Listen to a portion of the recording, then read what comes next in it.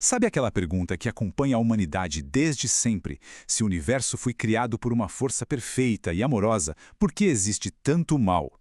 Hoje a gente vai mergulhar de cabeça nessa questão usando um texto fascinante como guia para tentar desvendar esse enigma cósmico por trás da rebelião de Lúcifer. Para entender essa questão complexa, a gente vai seguir um caminho bem claro. Primeiro, vamos encarar o paradoxo cósmico. Depois, a gente vai ver a diferença entre liberdade verdadeira e falsa, para então chegar no grande roubo de Lúcifer. Daí, vamos refletir sobre a sabedoria na espera. E, por fim, descobrir como tudo isso resulta num triunfo do amor. Ok, então vamos lá. Começando pelo começo, a primeira parte da nossa exploração nos joga direto no centro do problema, o tal do paradoxo cósmico. É aqui que a gente vai investigar a raiz de toda essa discussão sobre a origem do mal. E essa é a grande questão. Aqui está no coração de tudo, né? Se o universo tem um Criador que é todo perfeição e amor, de onde vem tanto mal, tanto sofrimento, tanto pecado? Essa não é só uma pergunta qualquer, é o dilema cósmico que o material que estamos analisando se propõe a resolver. E a resposta que o texto oferece já começa com uma distinção, que é fundamental. A ideia é que os deuses, ou a força criadora, não criam o mal. O mal, na verdade, é uma possibilidade, um potencial que nasce no momento em que seres imperfeitos ganham o verdadeiro livre-arbítrio. E esse afastamento da verdade não acontece de uma vez só. A fonte descreve um processo quase como uma escada para baixo em 3 degraus.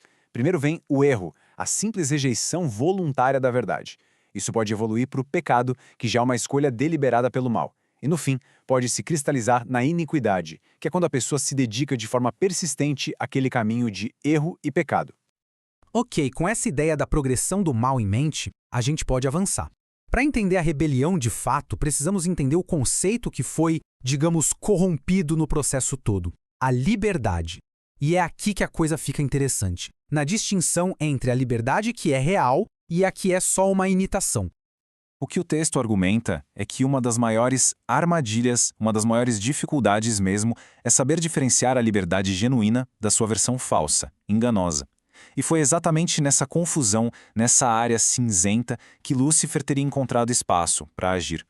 E olhem só que interessante essa comparação. A liberdade verdadeira, baseada em justiça, autocontrole, leva ao serviço pelos outros. Já a falsa liberdade é o contrário. É baseada em egoísmo, leva à exploração. E o ponto mais chocante é esse: a promessa de liberdade total, sem limites, acaba se tornando a pior forma de escravidão. É uma inversão completa. Certo? Agora que essa diferença entre os dois tipos de liberdade está clara, estamos prontos para entrar no ato principal, o grande roubo de Lúcifer. É aqui que vamos analisar o crime que, segundo a fonte, deu origem a tudo. E aqui, a narrativa é virada de cabeça para baixo. A rebelião de Lúcifer, segundo essa visão, não foi uma jornada heróica em busca de liberdade. Pelo contrário, foi uma tentativa de roubar a liberdade dos outros. Ele não é apresentado como um libertador, mas sim como um ladrão. E pensem bem no que isso significa. O crime não foi contra uma regra qualquer, uma lei abstrata. A tentativa foi de negar a cada ser o seu direito mais fundamental, um direito divino, o de participar ativamente da criação do seu próprio destino. É algo muito profundo. Essa citação resume tudo de forma brilhante. Em resumo, o que Deus dera aos homens e anjos, Lúcifer lhes queria tirar. Fica claro que foi um ato de tirar, de privar. Tudo isso disfarçado de um discurso de liberdade. Isso nos leva, naturalmente, à quarta parte da nossa análise. E talvez a pergunta mais difícil, mais angustiante de todas. Se tudo isso aconteceu, por que a justiça divina demorou tanto para agir? Vamos investigar o que a fonte chama de a sabedoria na espera. Do nosso ponto de vista, aqui no tempo, essa demora parece errada, parece injusta. Deixou que um sofrimento imenso acontecesse, né? Então, por que esperar? A explicação que o texto dá usa uma analogia bem humana, bem poderosa. É a de um pai amoroso que, mesmo vendo o erro do filho, espera. Espera pelo arrependimento. É a misericórdia agindo antes do impulso imediato da justiça. E essa espera não foi vazia. Ela teve motivos profundos. A fonte aponta vários, mas podemos resumir em 4 pilares. Primeiro, a misericórdia, para dar tempo a todos de se arrependerem. Segundo, a paciência, porque um pai amoroso não corre para punir a família. Terceiro, a sabedoria, para deixar a rebelião seguir seu curso. E, implodir, mostrando sua própria falha. E por último, a escolha, para garantir que a decisão de cada um fosse totalmente livre, sem ser forçada. E agora, na nossa última sessão, chegamos na consequência de toda essa longa e dolorosa espera. Vamos ver o resultado surpreendente de tudo isso, um verdadeiro triunfo do amor. É aqui que o plano maior se revela. É aqui que vem a grande virada na história. O texto afirma que, no fim das contas, o resultado da rebelião não foi uma tragédia. Foi, na verdade, uma vitória profunda para o universo inteiro. É uma reformulação impressionante. Um desastre cósmico visto como uma lição difícil, sim, mas benéfica.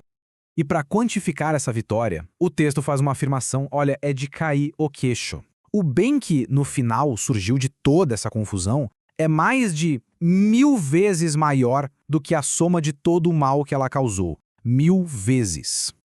Mas como assim? Como o bem pode vir do mal? A fonte explica com benefícios bem tangíveis. Por exemplo, cada ser que se manteve firme e resistiu à rebelião foi, promovido espiritualmente, ganhou um valor imenso. O universo como um todo aprendeu uma lição que nunca mais será esquecida sobre o beco sem saída que é o pecado. E talvez o mais importante, ficou provado que uma abordagem paciente, cheia de misericórdia, consegue extrair o bem até da pior situação imaginável.